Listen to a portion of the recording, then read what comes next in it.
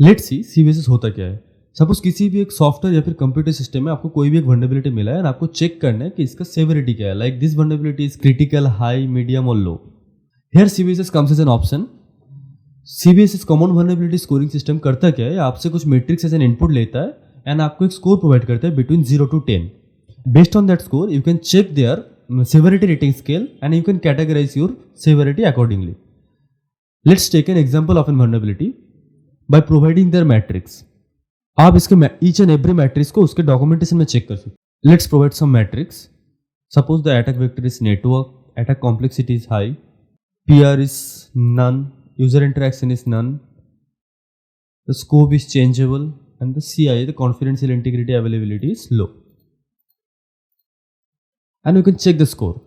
The score is 6.5 as well as the severity is medium. This common vulnerability scoring system is maintained by the organization FAST.